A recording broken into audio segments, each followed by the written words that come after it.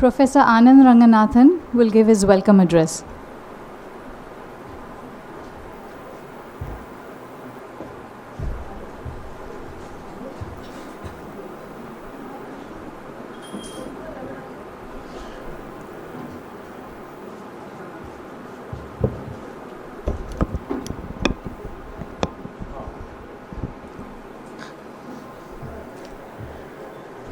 Good afternoon, everyone. All those who haven't paid their income tax, can you please leave the room, please? Just joking. It's a real pleasure and an honor, express pleasure and honor to welcome Ms. Sitharaman, the Finance Minister of India. A big round of applause, please. Thank you.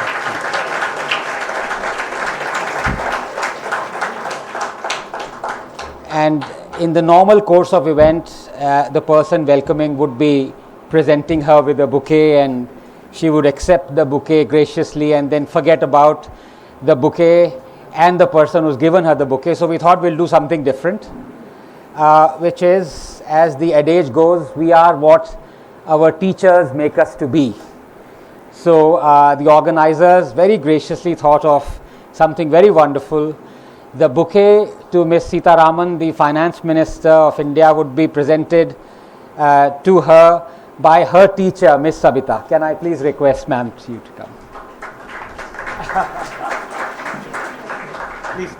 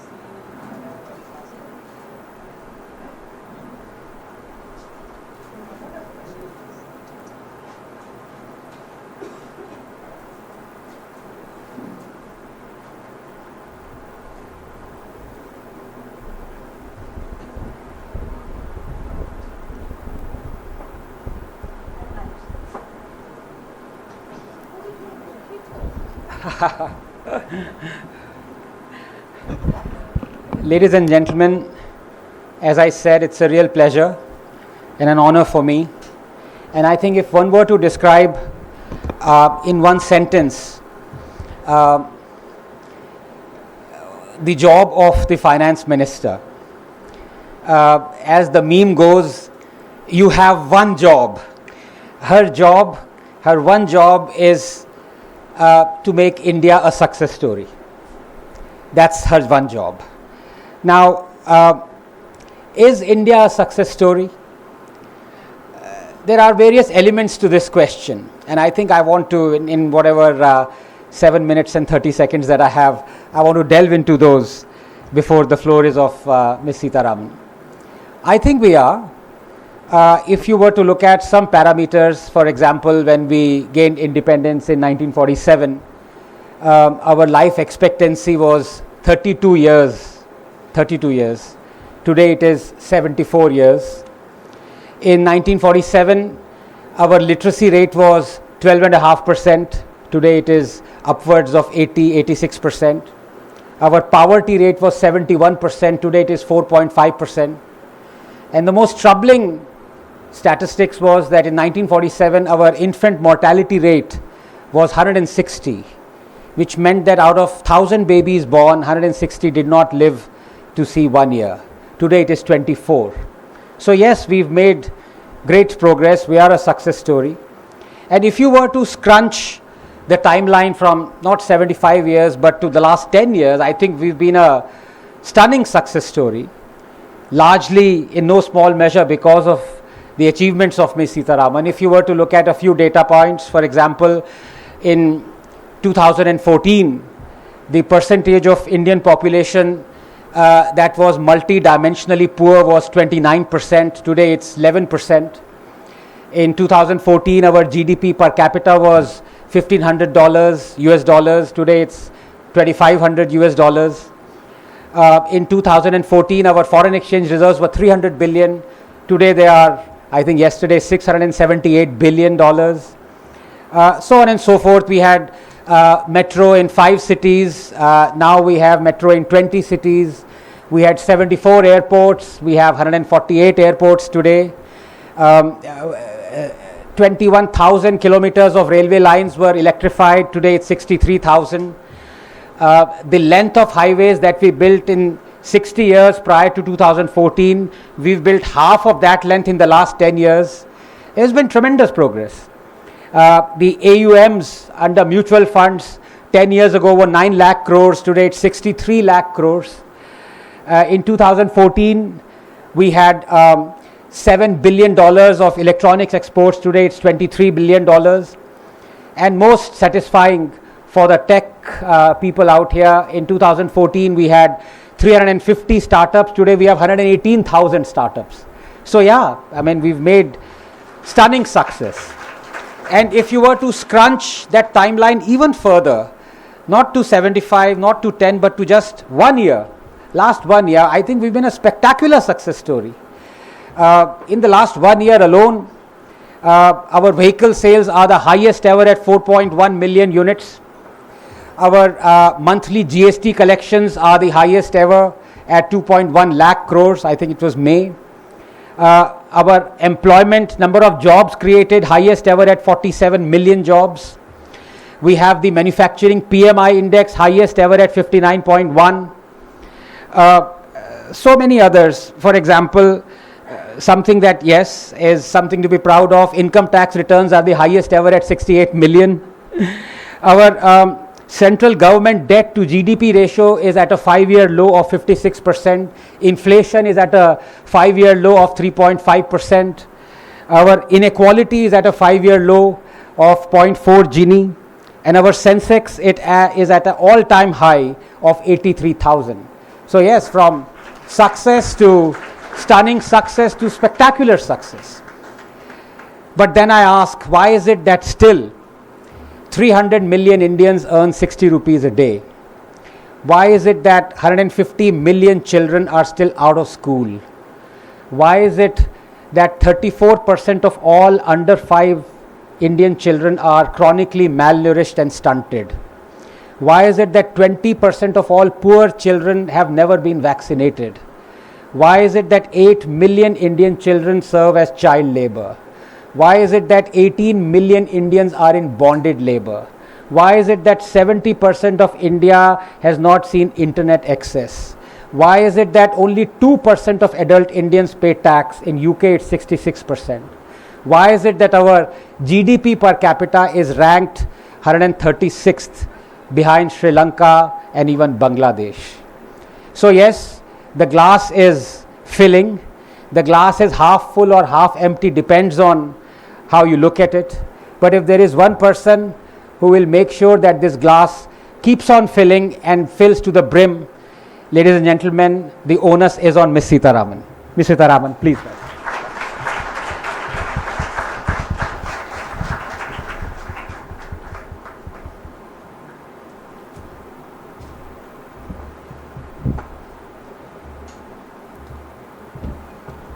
So thank you very much.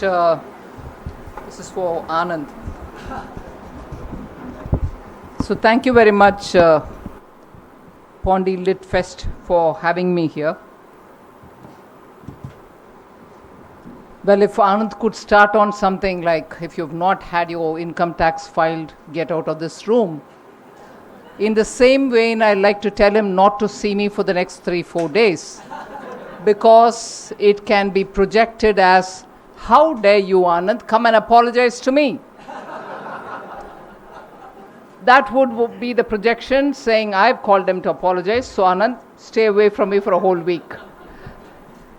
No, actually, I think it's the introduction is a very fair way of putting what we have probably together people of India and the political leadership and the administrations in various states have achieved. But even so, there are so many fundamental things which still have to improve. There's no way in which you can look the other way when these data are spread before us. So, in a forum like this, and also from the finance ministry, it's very difficult to just talk on specifics and also to talk on what could be done immediately to address this, because it will have its own implication of, oh, the finance minister is committed on this, how much would she give?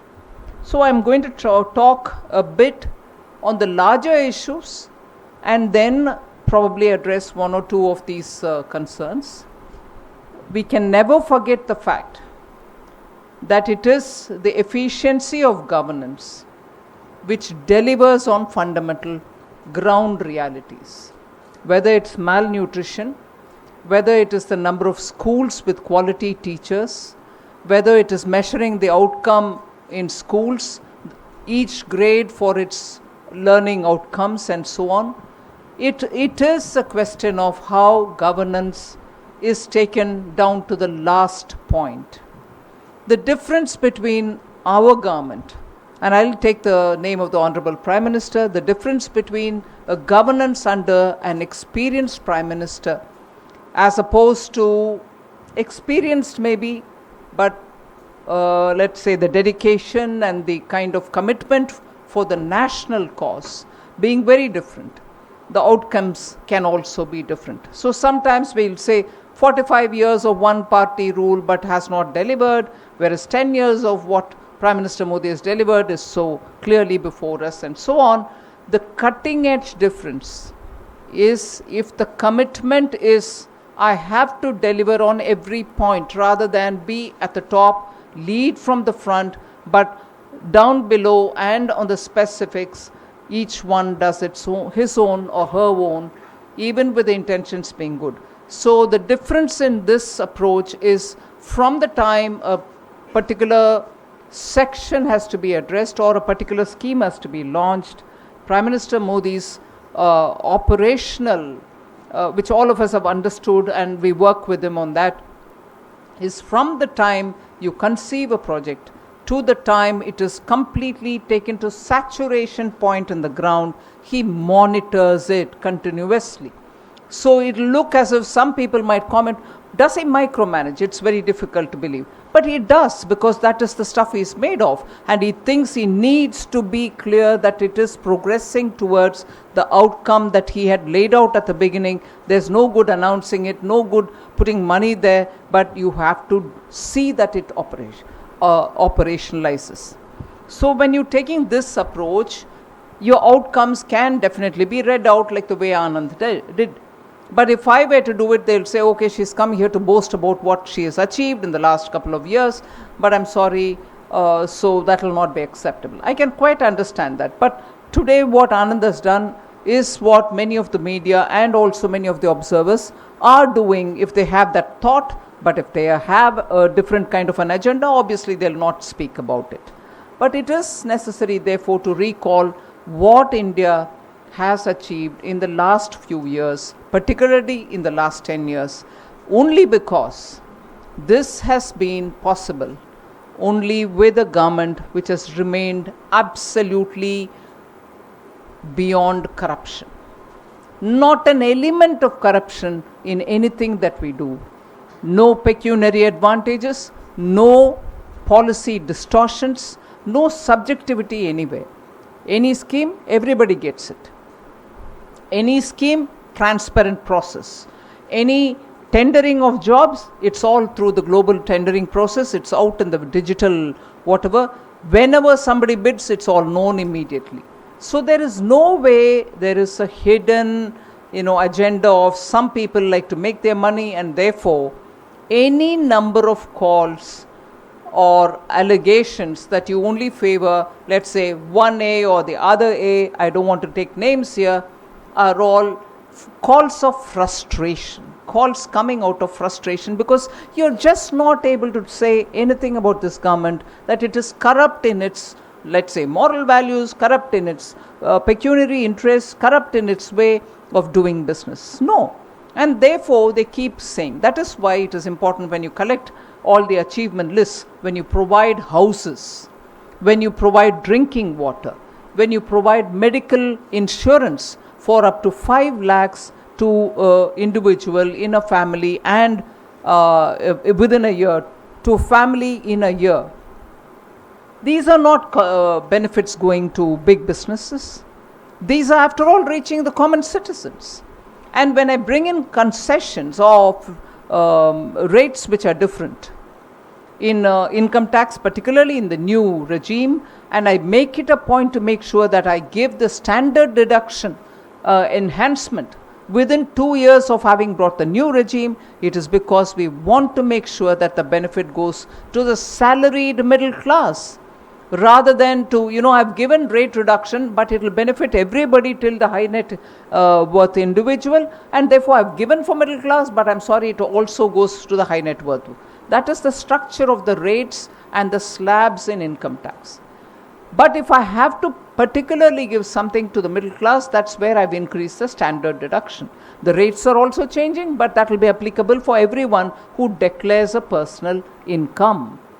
So these kind of constantly looking and pairing out interests and sections for whom there is a requirement of having to extend some kind of assistance, we go that far and do it.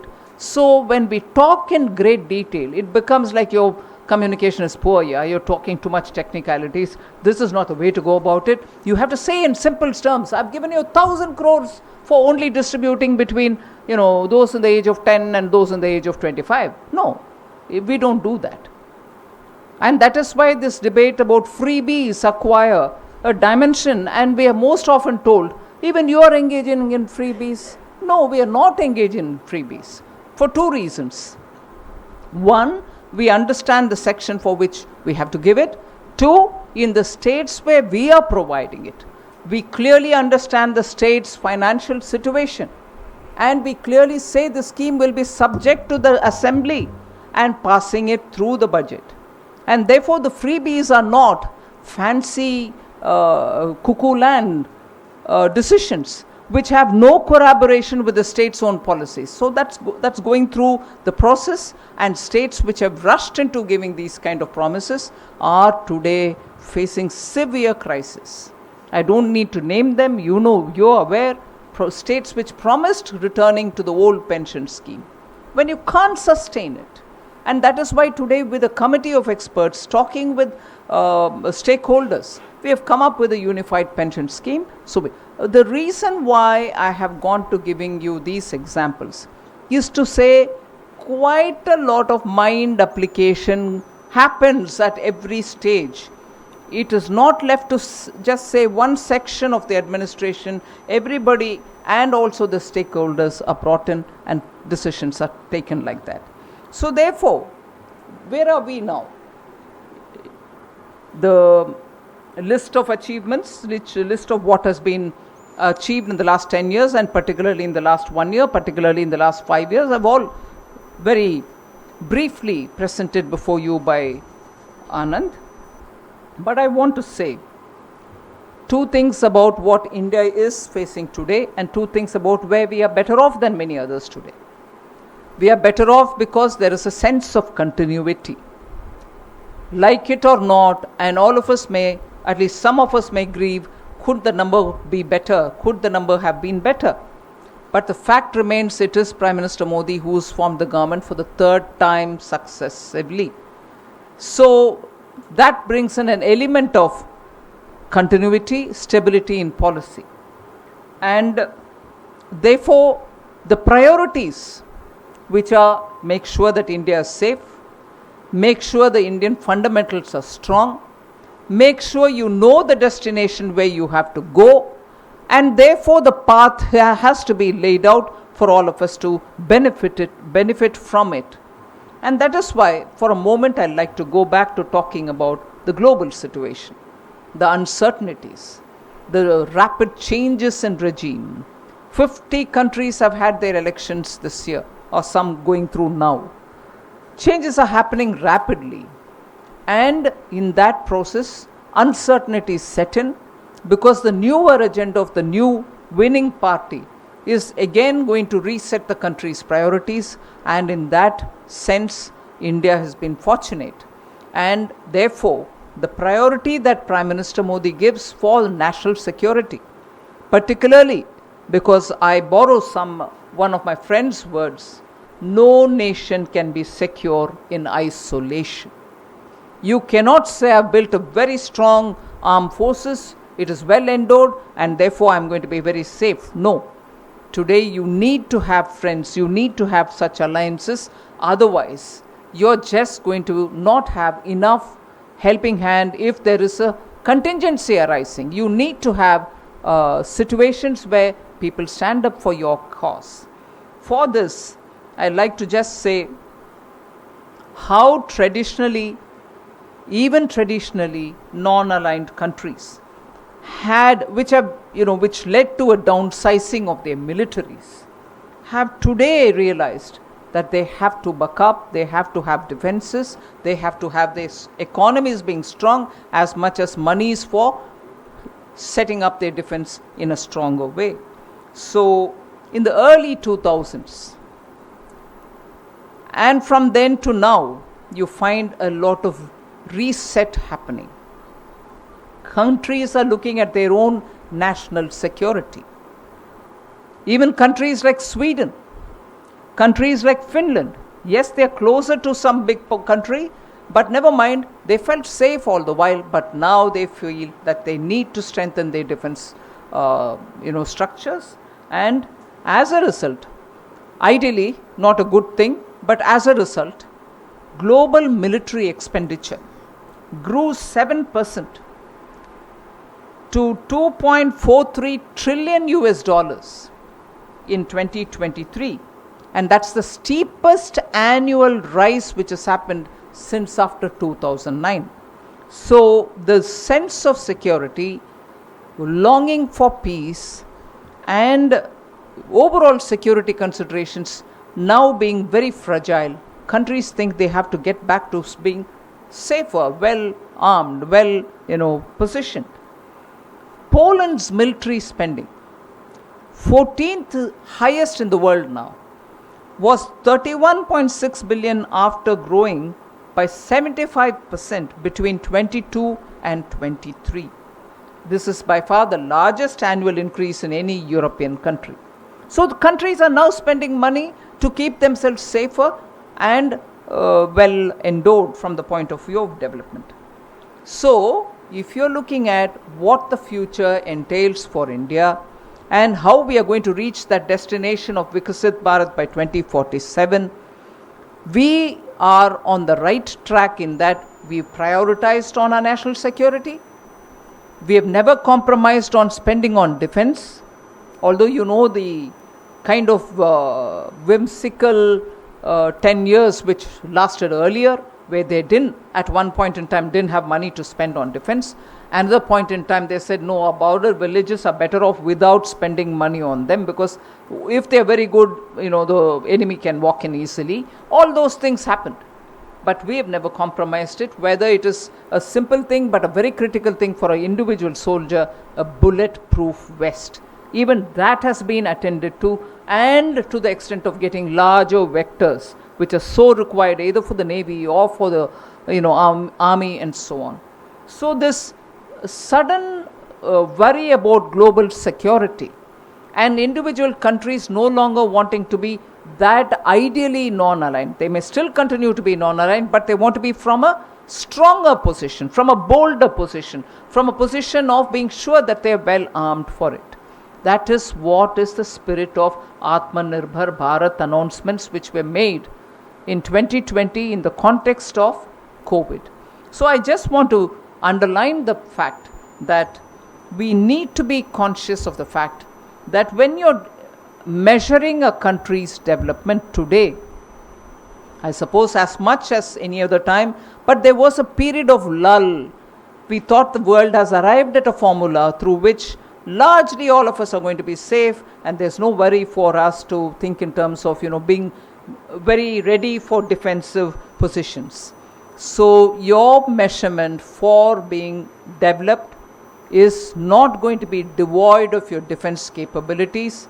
Developed doesn't mean that I do everything right for our population, which is important. Everything right for, getting education, getting health and so on, which is right, which we need to do, but we also have to be at least safeguarding our national interest, which includes security interest. So self-sufficiency, factors of vulnerability being addressed, and making sure that the external actors and their impact on us will be manageable. So with these things, we take a position. We need to build institutional capabilities, which is look at the strength of our banks, which is look at the infrastructure that we have, whether in the border posts or within the hinterland, whether your companies and their health is good, whether they have good exit and entry policies, and above all, what has made a big difference to India, particularly in its economy, particularly in bringing all sections towards the mainstream of the economic activity, is digitizing our Indian economy. That's revolutionized. What several governments over 50 years couldn't achieve has been achieved because of the way we spread the digital infrastructure, and much without nudging, without having to empower people or to tell them that this will give you benefit. People have walked into this world of digital activity, and as a result you find the economy has got the strength from below, and little wheels are moving, making the giant wheel easy to move. So that achievement in the digital will also have to be strengthened. So you have to have institutional capabilities strengthened, and that's what is going to make the Indian economy be a lot more sure of how to move forward. Again, the question of inclusivity. It is not just a norm or an ideal or in a country with disparity that has to take precedence over self-sufficiency or Atmanirbharta. It is important for very many other reasons as well, but it is important for every count. So you need to strengthen financial inclusion. You have to get more people on board so that they can benefit by the banking services and also see where they can acquire that little credit to run their businesses. Then you need to have targeted welfare delivery. I want to here take a little sensational position. I'm sure many in this audience would question me saying, why do you want to say this? Because I've heard voices coming which are slightly different, saying, why is it that you still have to feed 80 crore people by taxing the middle class? I want to humbly submit. But reducing the burden of taxation is one thing which I will have to address, and I concede more can be done. I will try to make it more. But you can never compare it saying, I'm paying taxes, it is only for this 80 crore to get free food. Sorry, I differ slightly. Pardon me for that. Yes, you can question about efficiency in delivery. Yes, you can question, is it 80 crore or is it less or is it more? All worthy questions we'll need to have to address, and that's where hopefully when the census happens, we've heard the Home Minister say that sooner it'll commence. We'll get the actual data and we'll be able to do it. But till then, for us to think there is some other idea with which 80 crore is being kept up, I think we need to sit back for a moment, pause, and then talk about it. I've just taken this opportunity to bring that element in, but targeted welfare delivery, whether it is for medical, whether it is for health, whether it is for food, whether it is for children's education, whether it is for overall well-being of the family, we need to do targeted welfare delivery. And digitization, as I said, and economy needs to have more and more formalization. What sounded a bit of a sweet music in my ears when Anand said the number of people who are paying tax, it can be better. And it is not for want of earning, but probably it is in such a fashion that people come in and it trickles. The income tax net will have to be widened. The tax net in general will have to be widened. We need to do that as well so that India has greater benefit of a vibrant society. And finally, the macroeconomic stability has got to be maintained. It is only because of that our FDI's flows kept coming. And macroeconomic stability is the one which gives you the strength of your economy moving forward, even when very many developed countries are struggling. What are those which go into the macroeconomic indicators whose stability is important for all of us? Low inflation, continuously maintaining inflation within the tolerance band, lesser fiscal deficit. Again, I would like to take this opportunity for many people saying, you run the economy too tight, you're not giving money to the people. No, give a lot of money to the people, but I still have to manage the deficit. I can't borrow and borrow and borrow, which many countries did. Either they borrowed or they printed their notes and flushed the economy with it during the COVID time, and they are just not able to get them back on rails even today. So, with apologies, we continue to loosen, but there is a limit. I can't really be doing a morally good duty of running an economy if my deficit balloons.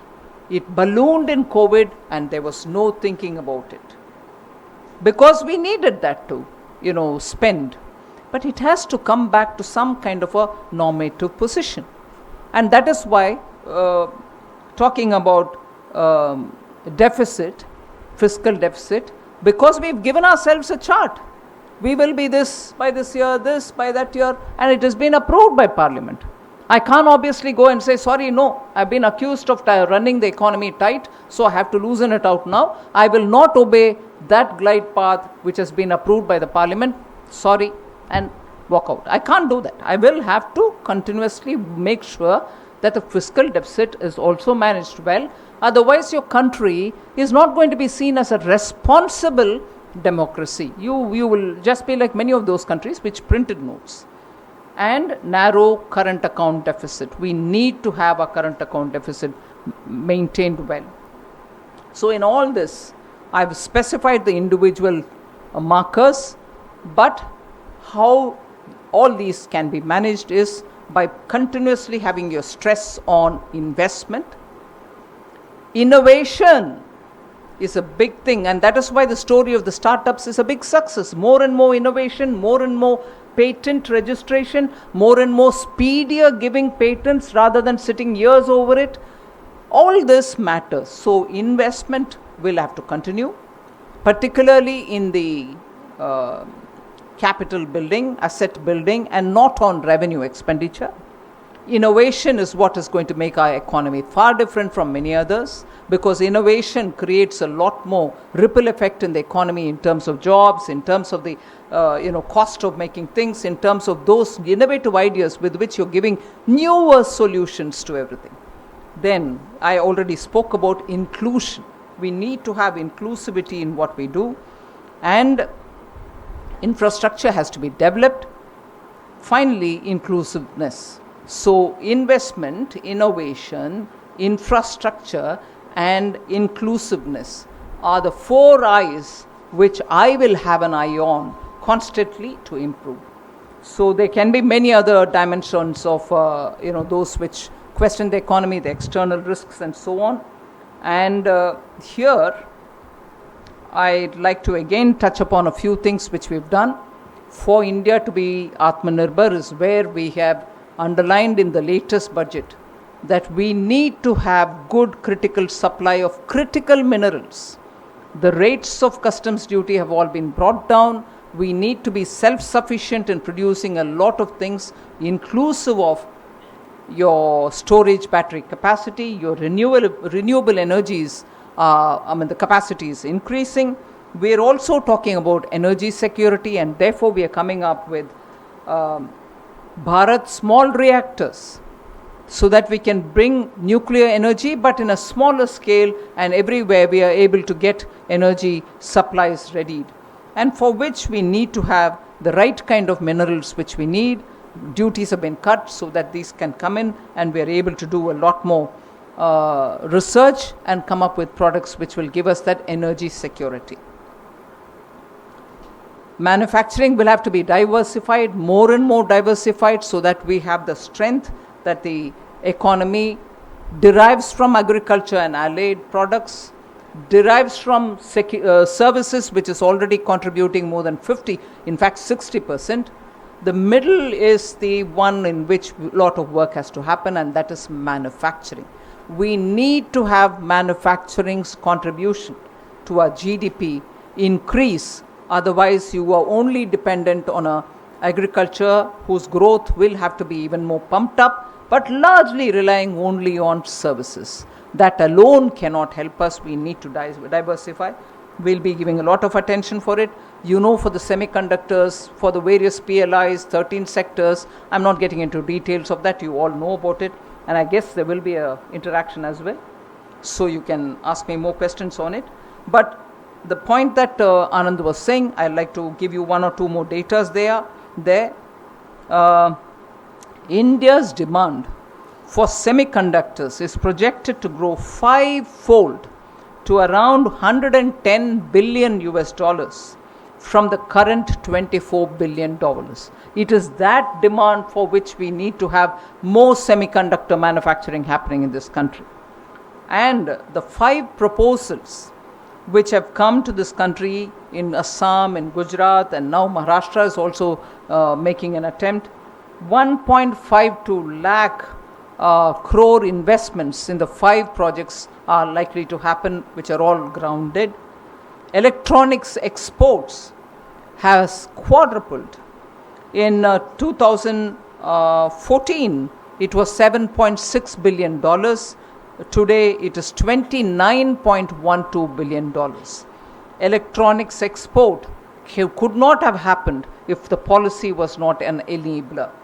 Similarly, smartphones has reached 76 times than what it was in 2014. 1,556 crore. Today it has touched 1.2 lakh crores.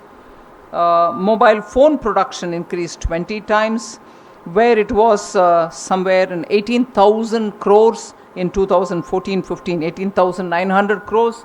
Today it is 4,10,000 crores of mobile phone productions in the country.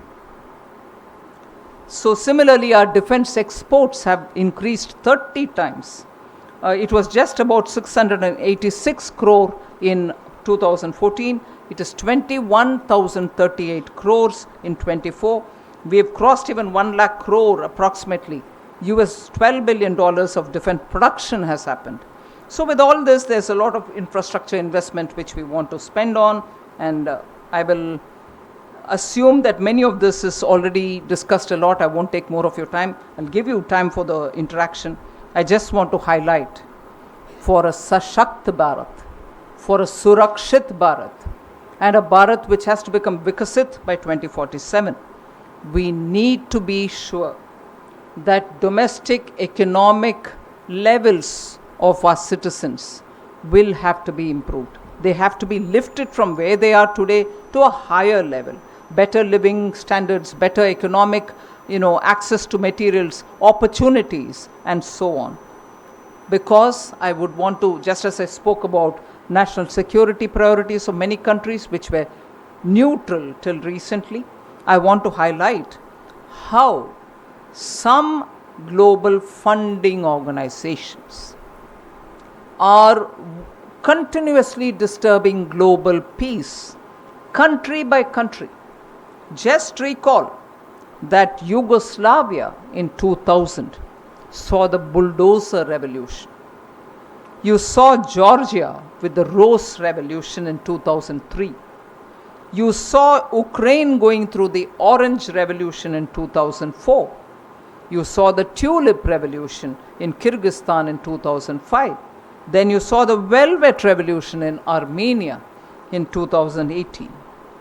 So, the reason why I'm bringing this into the context of economic well-being of our citizens will have to be enhanced. People will have to have better opportunities. They'll have to have their families moving on the economic ladder, is because prosperity unites, whereas poverty divides. Where there is continuous poverty, or where there are sections which are vulnerable because of the economic condition, you will have all these unsavory forces finding an anchor there and in general disturb the economy. We need to have a Sashakta Bharat. We need to have empowered, economically empowered citizens, so that their opportunities improve and they build on hope. Yes, I had this 10 years ago, but I'm today here and I see hope to improve. We need that building on people's hope and delivering on it. Otherwise, you have forces which can happily breed on small discontents in some areas, slightly major discontent in some other areas, and there shall be instability. We need to look at Sashakta Bharat as well as aiming at a Samriddh Bharat. And in that, quickly, I want to highlight the 80 crore people, which I already said about Garib Kalyan Yojana. 10 crore women provided free of cost gas connections under the Ujjwala Yojana. 12 crore household toilets built under the Swachh Bharat mission. 21 crore rural households electrified under Saubhagya scheme. 4 crore Pakka houses built for poor under the PM Awas Yojana, rural and urban. 12 crore households provided with tap water connection.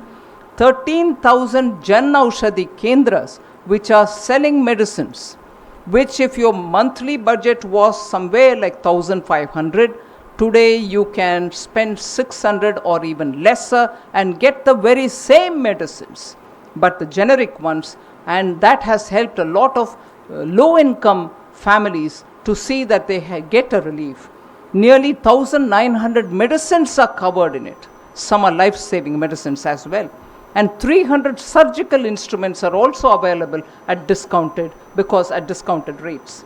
So all this, together with 35 crore Ayushman Bharat cards and providing 10 crore families relief through that, and the recent announcement, we made sure that the rules were notified for all citizens above 70 years of age to be given medical insurance.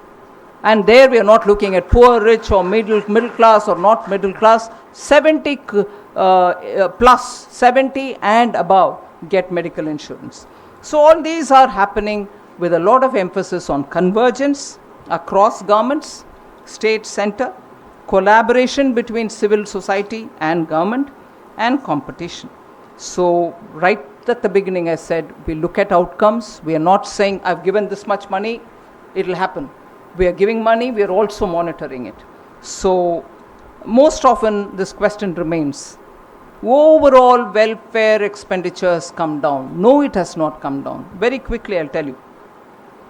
The nominal GDP has grown by about 9.5%, compounded annual growth, CAGR, between 2017-18 to 2023-24.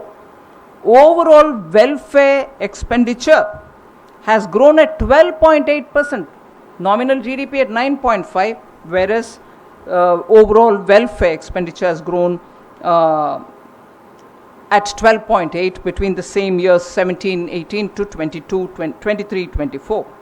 Expenditure on health has a CAGR of 15.8%. Overall nominal GDP growth is only 9.5%. I am spending 15.8% on health for the same period. And expenditure on education has also grown at 9.4%, closer to the nominal GDP growth. So with all this, I just want to be concluding to say India is a non-aggressor nation. It has never aggressed on somebody else. We have always extended a friendly gesture through the vaccine Maitri during COVID, Operation Samudra Setu when you had to bring students, when you had to bring in people who have caught up in war-like situations, So, I repeat one line, nations cannot be secure in isolation. Asymmetric pursuit of national interests by few countries can cause imbalance globally, and we have to be ready to face any such a situation. So our economy has to be strong. The middle and the small enterprises, the MSMEs, micro, small, medium enterprises, have been given 8 different kinds of schemes, all of which have come out of stakeholder consultation. We have not decided that we want to do it like this or do it like that. What was asked by MSMEs, we have provided in the budget. Greater awareness of all the schemes will give greater traction for our economy. Thank you very much.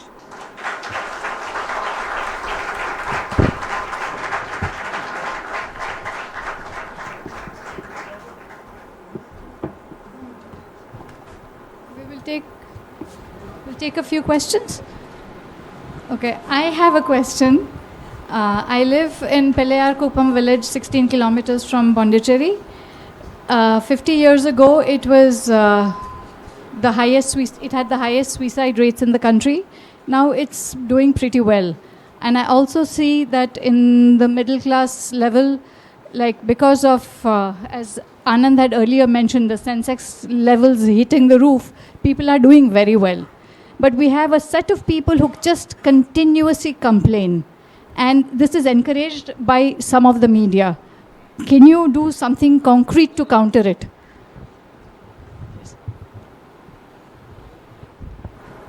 I need to know what is the discontent arising out of.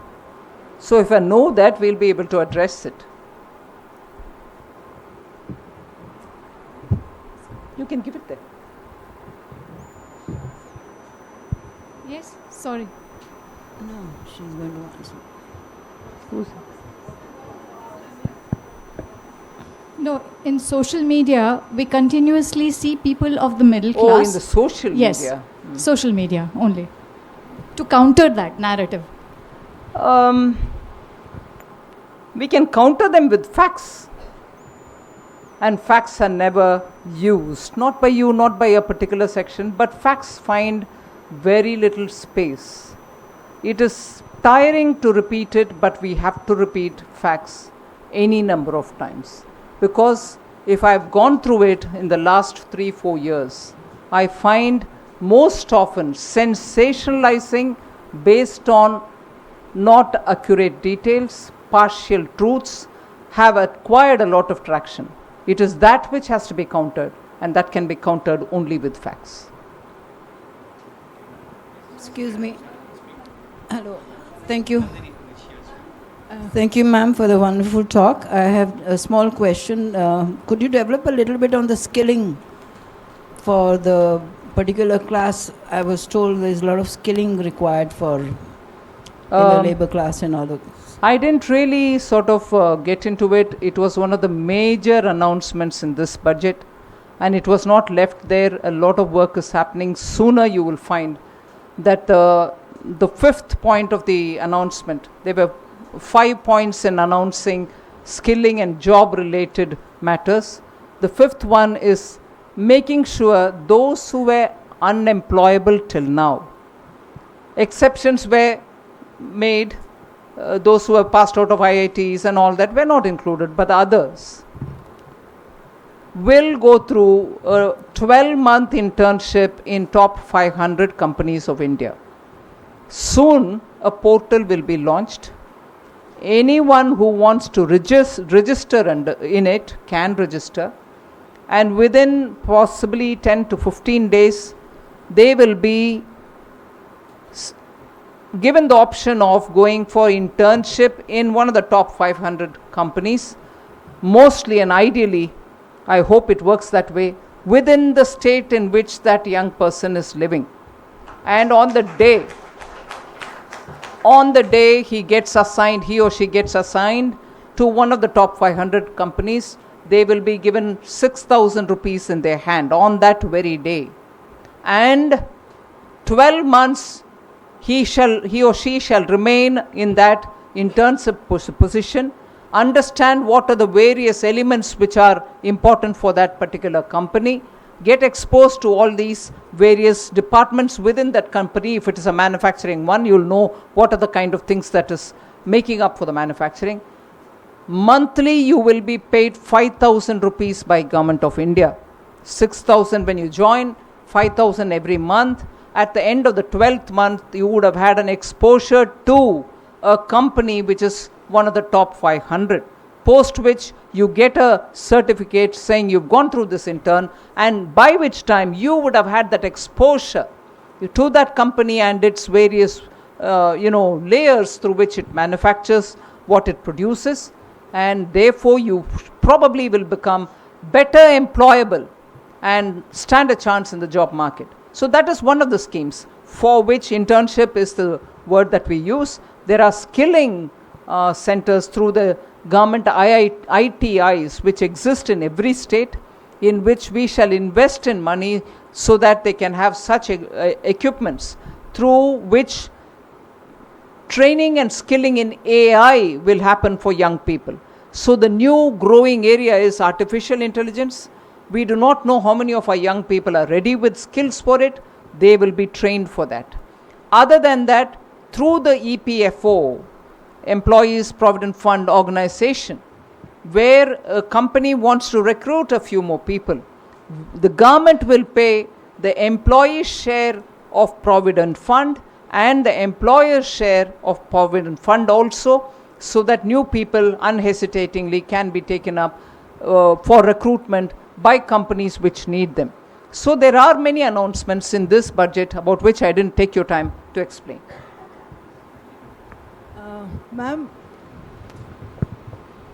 Ma'am, a quick question about the government has been very insistent on moving towards the electric vehicles, and there is a target set as well. And you've talked about, making allowances, allowing critical elements, etc. But one aspect of it is, of course, the ecosystem building, charging infrastructure, etc. Can we expect significant announcements from the government coming? There's a lot of attention being given for EVs. We believe the future of public transport and personal transport will also depend on EVs. Policy support and also infrastructure support is something which we are working on. Yeah. So in continuation with artificial intelligence that you spoke, a lot of technology is coming from US. So are we also investing to build it from India so that the next generation technology comes from us through the research from India? So many startups can benefit from this. Of course, that work is going on, and the Anusandhan Kosh, for which we have announced a lot of money as seed capital, is being used. The Department of Science and Technology is also working together with the industries to see how, and NASSCOM is playing a big role, enabling role in this. Good afternoon, madam. First of all, let me thank you for accepting the invitation to come here and spare so much of time, of your valuable time here with us, explaining so many things about what the current administration and government is doing, all for our welfare, for our good, and for a Viksit Bharat, which is going to be probably, we're going to achieve it in 2047 under the leadership of our Honorable Prime Minister.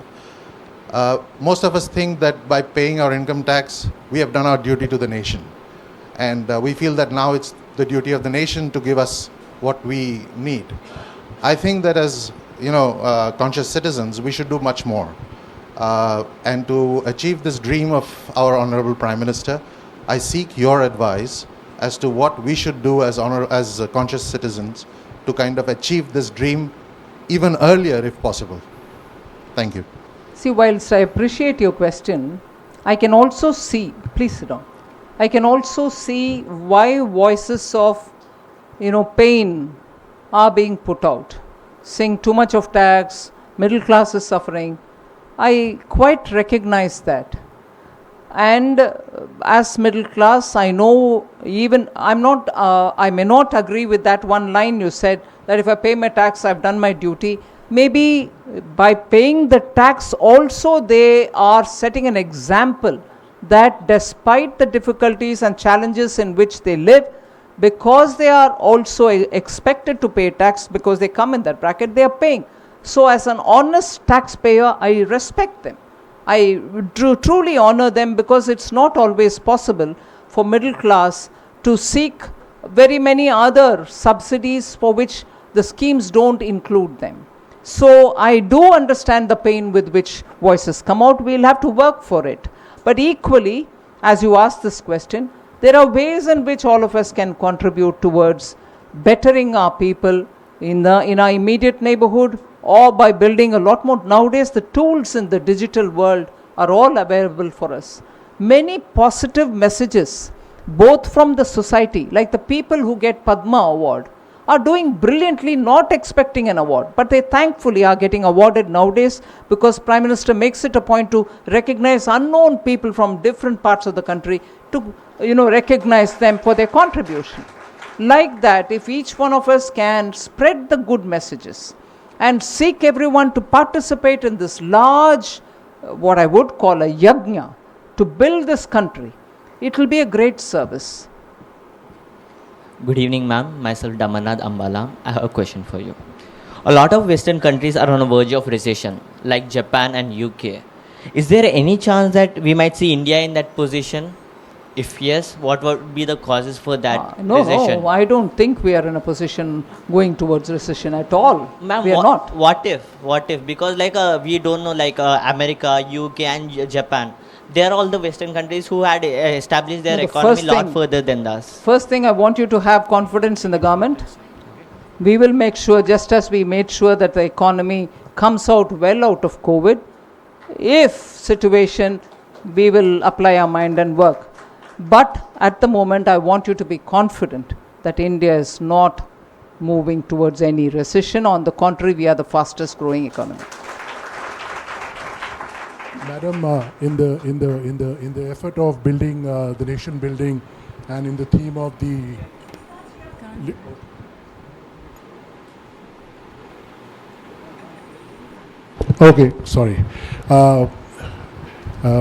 for the sake of nation building, and also in the spirit of the title of the literature festival, Bharat Shakti, I remember in the parliament once this was read out, where they said that India, which Sri Aurobindo wrote, that India is sure, I'm not paraphrasing, I'm just giving you the gist, that India is sure to become a superpower in politics, in economics, in democracy, but in the process, it should not lose its spiritual heritage. And then he mentioned in the bottom, and that will surely not happen. I want to know, in the financial outlook, how much of focus and energy is put in the field of art and culture, so that that can also thrive simultaneously with the well-being of the people? Well, we make sure that we are able to sustain all the artists. There are still a lot of them since COVID, which whose voices are heard saying they still have borne the brunt of COVID. But otherwise, there is a lot of interest in Sahitya Academy. We also encourage the cultural richness of India through various festivals. I'll take the example of a Krishna Nadi based Telugu music, which the Tourism and Culture Ministry launched last year. There is also another which is happening in the name of Kannada. A lot of literature plus music emphasis is being given there. Many of our archaeological sites are given priority. In Tamil Nadu, for instance, Adichanallur is something on which Government of India is spending a lot of time and money. So did we hold rock-cut cave temples of Tamil Nadu. The southern Tamil Nadu exhibition was held in Madurai. There is one planned for the northern parts, central and northern parts of Tamil Nadu, rock-cut temples exhibition. We are taking students to these sites and telling them how to, appreciate them. Yes, there are quite a lot, and I've also must say it here, Prime Minister Modi has invested a lot of his own time and also the contacts that he talks with Prime Ministers of different countries in restoring many of our artifacts, temple vigrahas and sculpture, which have been stolen from this country and taken out. They are all being brought back like never before. And that is because Prime Minister believes there are assets. They have to come back to the country. So that effort is going on. So we have to end the question and answer session now because that's what we've been advised. Alo, director of Pondy Lit Fest, will now give her vote of thanks.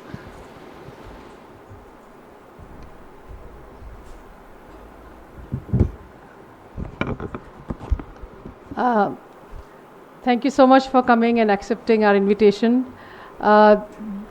When I am ever told to speak or even understand the world of finance, I have this reflex that I do not know anything.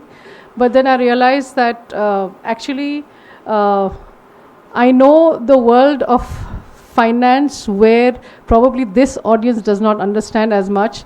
And that is because of the work I do and the two ladies sitting there. I have been associated with a farm where the suicide rates were among the highest in India in the 1960s. And I document interventions for an NGO that believes in empowering through skill development. So by just what I have seen in the last 15, 20 years, I can see the change in India. And I do not need to listen to the noise on social media created by the 2% who maybe rightfully demand that the income tax burden should be reduced. But when the lockdown was announced and when the free ration was announced, I ran to my sister and I said, you know, if you're a red ration card holder, you're going to get free food. And so she reached out to all the workers who come to the farm. It's an ashram farm. And she said that. We had a girl from the dairy tell us, Amma, we are no red ration card holders in this village anymore. So that is a change I have seen on the ground. And that is a change that I have seen, I have experienced concretely. Similarly, when we intervene in the streets and slums of Pondicherry, when we are the liaising unit that links a beneficiary to an ITI, and from from a family of first generation schoolgoers, when they acquire a skill, and I ask them how many meals on the table before this happened and how many meals on the table after, I see the difference. So I am in no doubt whatsoever. Maybe I will not be able to talk to you about deficits and subsidies and incentives, but with my connection to the people on the ground, thankfully because of the work I have opted to do, I know this change in India, and for that I have to thank you and for the work you do. Thank you so much. Before I end, I would like to acknowledge two people. Without Vikram Sampath and Anand Ranganathan, we would not have, the platform of PLF would not have been graced with your presence. So I thank you from the bottom of my heart for facilitating this. Thank you.